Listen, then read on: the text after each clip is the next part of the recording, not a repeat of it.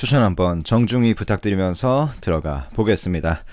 수익 정지 상태지만 7월 초까지 일주일에 한 건, 두 건 정도는 녹음을 업로드 드리기로 약속을 드렸기 때문에 찬찬히 한번 해보도록 하겠습니다.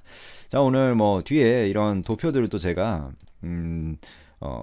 작년에 하나금융투자의 김경민 애널리스트 분이 이제 1위였죠. 아마 반도체 애널리스트 중에 아주 유능한 분인데, 그분 출처로 한번 여러가지 자료 준비해 봤으니까 앞에는 아무래도 말을 많이 할 거예요. 그 다음에 뒤에 도표들도 제가 하나하나 여러가지 준비했어요. 근데 찬찬히 이제 하나하나 짚어보도록 하겠습니다. 그러니까 끝까지 들어주시면 좋겠죠.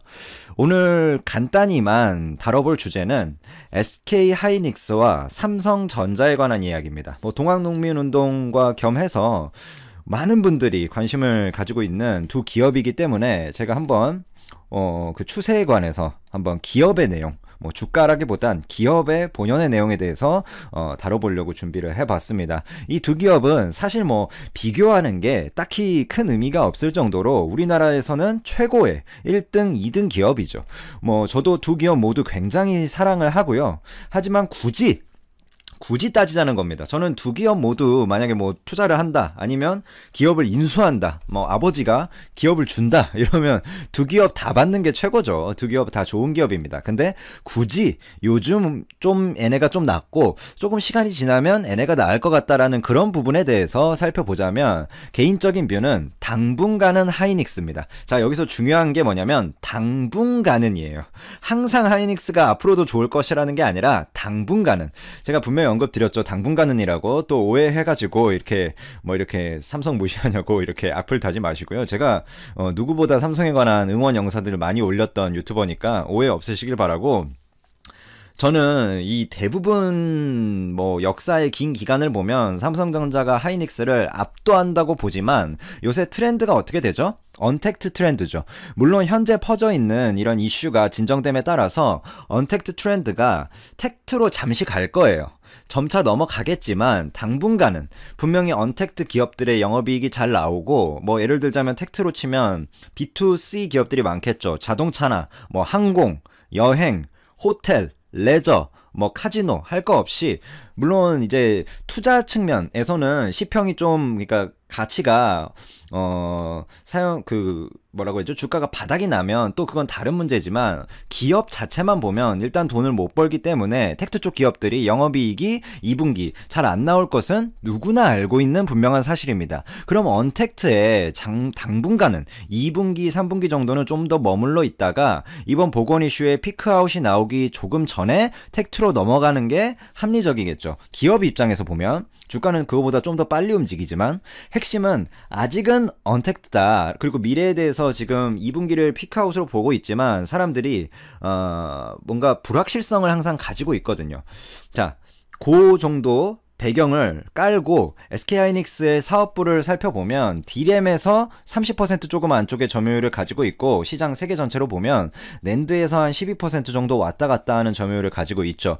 삼성 같은 경우에는 물론 반도체 영업이익이 절대적인 것은 맞습니다. 19년 기준으로 보면 삼성이 반도체 쪽에서 14조의 영업이익이 나왔는데, 디스플레이, 그러니까 DP, 그리고 CE, 컨슈머 일렉트로닉, 그리고 IM, 그리고 하만도 소량이 있고, 이런 걸 4개를 다 따져도 13조가 안 되는 영업이익이 나옵니다. 물론 매출로 따지면 좀 다르지만 반도체가 또 영업이익률이 다른 사업부보다 높거든요. 그러니까 영업이익으로 따지면 포션이 높고, 즉 반 정도가 19년도엔 반도체가 가져갔다 볼 수 있는데, 물론 18년도처럼 또 반도체가 이런 성수기 사이클이 올 때는 44조를 반도체에서 또 땡겼었기 때문에 나머지가 한 14조 정도 해줬으니까 훨씬 포션이 늘어나죠.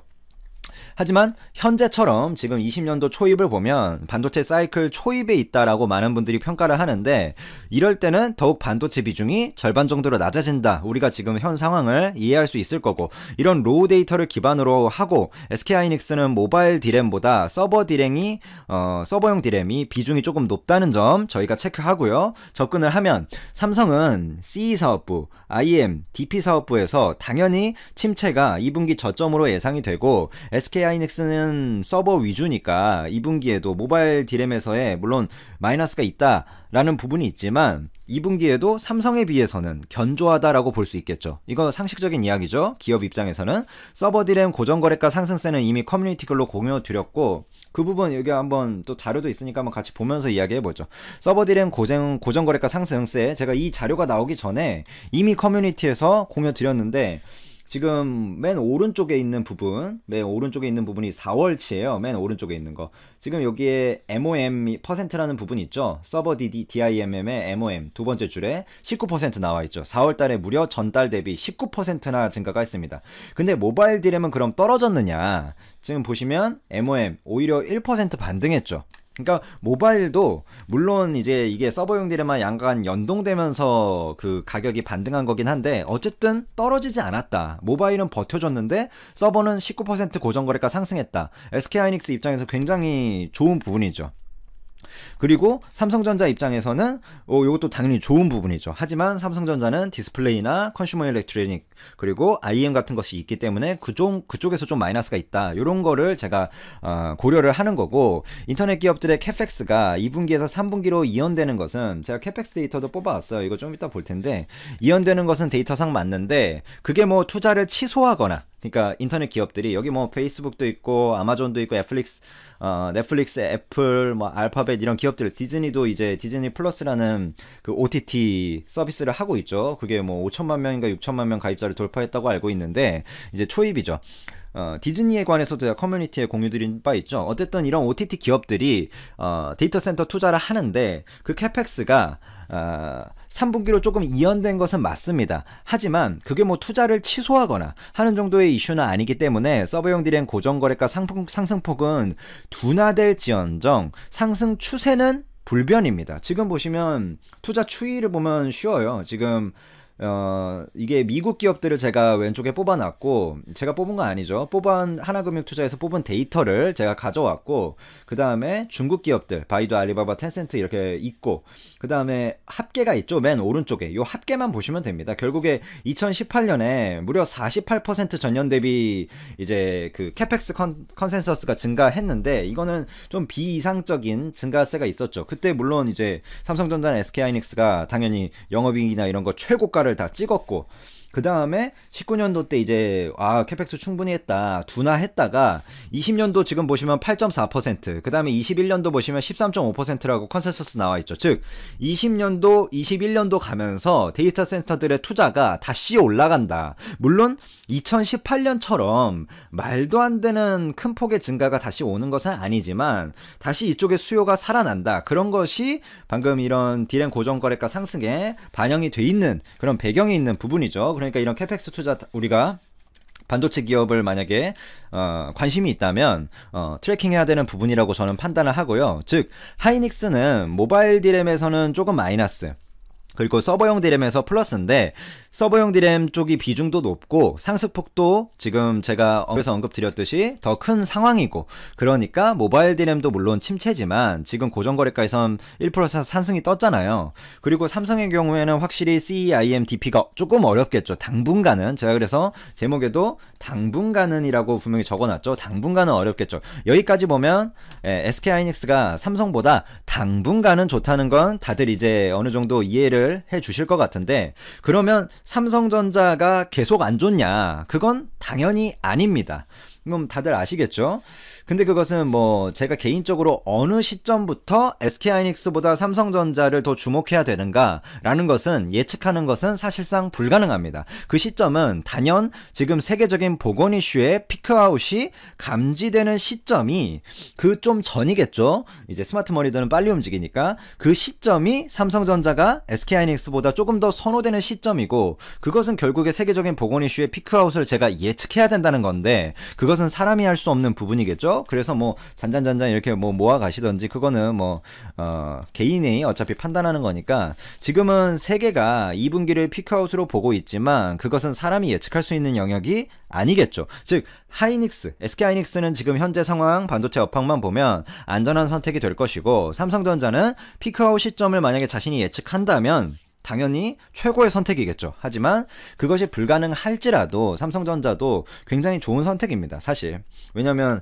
어차피 이 삼성전자도 대부분의 영업이익이 반도체에서 반 정도 나오죠. 그리고 거기에 서버용 반도체 비중 굉장히 높고, 파운드리 같은 거 비메모리 요즘 잘해주고 있고, IMDP, C가 어렵지만 어차피 이제 미래 가치를 계속 생각해야 되잖아요. 우리가 현재에만 돈이 잘 버는 게 중요한 게 아니라 미래에도 잘 벌어야 되는데, 결국에 이제 계속 이제 미래로 간다면 피크아웃이 지나갈 거기 때문에 삼성전자가 나쁘다는 게 아니라 당분간은 SK하이닉스가 좋을 것 같다라고 언급을 드린 거고, 뭐 구독자분들 개인이 알아서 선택하는 거지만, 제가 만약 저라면, 그러니까 이거는 저라면 SK하이닉스, 저는 뭐 이미 전부터 보유를 하고 있었지만 SK하이닉스를 어느 정도 보유를 할 것 같고, 삼성전자 우 같은 그런 어떤 오래 버틸 수 있는 그런 배당주를 조금씩 분할로 모아가지 않을까 판단이 됩니다. 이건 뭐 제 개인적인 의견이니까 뭐 이거를 매매에 활용하시는 일은 당연히 없겠죠. 참고만 해주시면 될 것 같고요.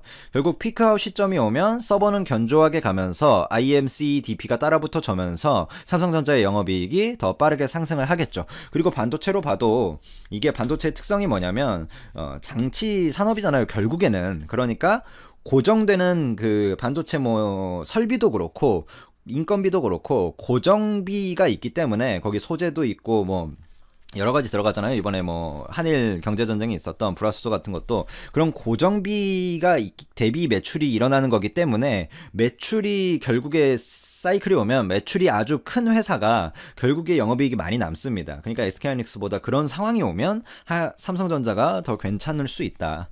뭐 어느 정도 이 정도면 정리가 된 것 같고요. 이런 것들, 이거 아까 뭐 다 언급드렸었죠. 이제 서버용 디램의 고정거래가가 잘 나왔다, 모바일 디램도 4월에 1% 해줬다라는 부분이고, 요거는 이제 파운드리, 이게 퍼센트예요. 그러니까 TSMC가 이렇게 마지막에 아래로 꺾였잖아요. 근데 이게 꺾인 게 아니라 증가율이에요. YOY. 그러니까 전년 대비 증가율. 그러니까 계속해서 증가 추세에 있다. 그리고 비메모리 후공정, ASE 테크놀로지 부분도 증가 추세에 있죠. 그러니까 지금 반도체 관련 지표들이 지금 뭐 여러 가지인데, 결국에 이거 뭐 일일이 다 보실 필요 없고요. 좋다. 지금 그래프가 다 나쁘지가 않잖아요. 이게 지금 아래로 꺾였다고 해서 뭐 메모리 반도체 수출 금액 같은 건 금액상으로는 지금 뭐 마이너스로 돼 있는데, 지금 오른쪽 위에 보면 수출 물량 있죠. 요걸 보면 또 플러스에 가 있죠. 이게 증가율을 나타내는 거기 때문에 결국에 이게 다 괜찮은 상황이다라고, 지표를 6개 지표를 한 통으로 그냥 괜찮다라고 이해하시면 될 것 같고, SSD 지금 좀 수출 금액 엄청나게 늘어났죠. 수출 물량 오른쪽 위에 보면 수출 물량, 그리고 MCP라는 게 이제 서버용 거기 하나씩 들어가는 거예요, 서버에. 그러니까 쉽게 말해서 서버 반도체 이제 선행 지표라고 볼 수 있는데, 지금 플러스를 다 기록하고 있고, 그 다음에 디램 캐파, 그리고 걱정하시는 것 중에 하나가 요즘 수요 측면에서 휴대폰이 이제 조금 안 좋다 보니까 캐파를 많이 삼성전자나 SK하이닉스에서 투자를 해서 마이크론이나 이제 조금 공급이 너무 과잉이 되면 어떡하냐라는 걱정이 있으실 수 있는데, 지금 이 소개 부분만 볼게요. 소개 부분, 이게 디램인데 낸드 플래시도 있거든요. 근데 비슷해요. 디램 보면 삼성전자 소개 부분 보면 오른쪽으로 쭉 가보죠. 별 차이가 없죠. 물론 늘어나긴 하겠죠, 당연히 캐펙스가. 근데 큰 차이가 없다는 거죠. 평택 2공장 정도 말고는. 하이닉스 보시면 큰 차이 없죠. 350 전후에서 그냥 왔다 갔다 하는 거잖아요. 근데 마이크론 또 보시면 뭐 큰 차이가 없죠. 오히려 삼성전자만 조금 늘어나고 크게 캐펙스 증가가 없다. 그러니까 그런 어떤 공급의 과잉은 2020년도 안에서는 우리가 별로 걱정할 필요가 없다라는 게 일단 컨콜이나 이런 데서 발표된 결과다. 물론 삼성전자 이제 투자한다고 했지만 비메모리 위주의 투자가 또 있고, 캐펙스 이거 아까 설명드렸으니까 요 정도로 마무리하겠습니다.